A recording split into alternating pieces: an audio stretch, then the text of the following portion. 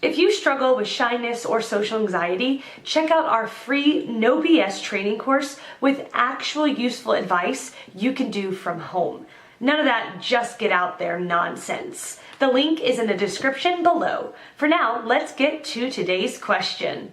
The question, what is the best advice you can give to an introvert? Answer by Shushovan Shahia. As an introvert myself, there's a lot of things I'd love to advise other introverts. Introverts too have their strengths. In fact, plenty of traits of introversion has an easy edge over that of extroversion.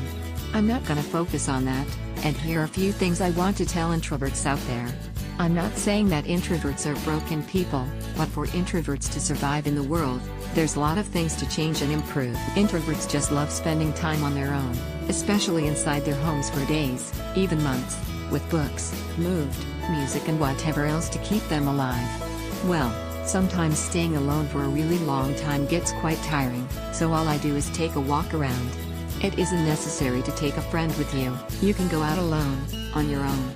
The reason why I do this is because going out for a walk kind of refreshes my mind. For the hardcore introverts out there, this can be an ultimate mind-refreshing experience. Introverts aren't necessarily shy people, and there are introverts who appear to be quite extroverted. While shyness and introversion are two different things, plenty of introverts happen to suffer from shyness. For example, preferring text over phone calls, or having difficulties speaking up for yourself, and so on. I'm not saying that all introverts struggle with confidence. In fact, many introverts are pretty much confident people. However, for introverts like me who struggled with issues of confidence in his younger days, there's a lot to be done. Many introverts end up in a vicious cycle of unhealthy self-criticism and insecurity, mostly because of the feeling of not fitting in. This can be quite harmful for a person, because this would only lead to bigger issues. This brings us to our next point. The reason why many introverts refrain from acting is because of their insecurities.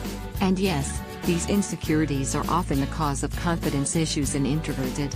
Plenty of examples: hesitating to engage in a phone call, refraining from talking to your crush, whatnot. My advice: accept your weaknesses.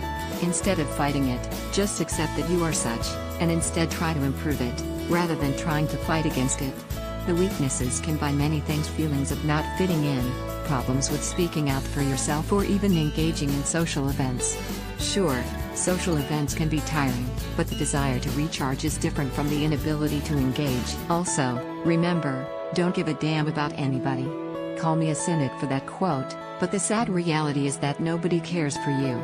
So it's practically useless to engage with people who alienate you, so just don't care about them.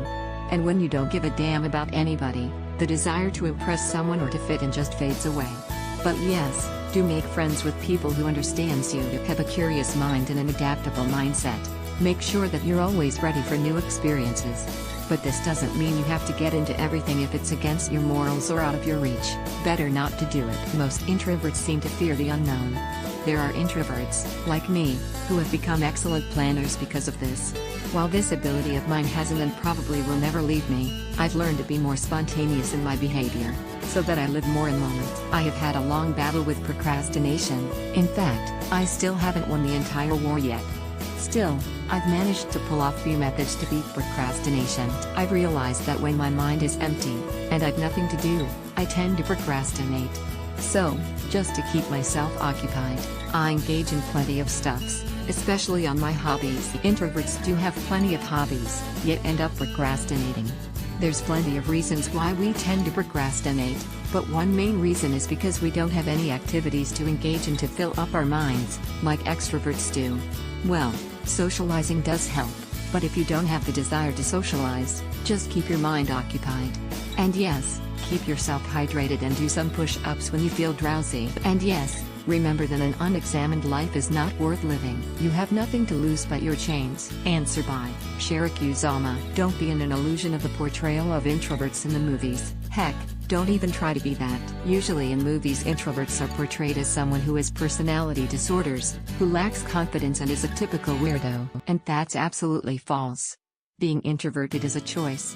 You just love your company, but that does not mean that you are socially awkward and uncool. I've met many cool introverted guys who brims with confidence and are in great shape. It's up to you what you want to become in the end. Don't let society decide on how a typical introvert should be. Be a different version of yourself. And no one is completely extroverted or introverted. There is another awesome breed of people called ambiverts. They are somewhere between the two ends. I remember in my English class we were to introduce ourselves.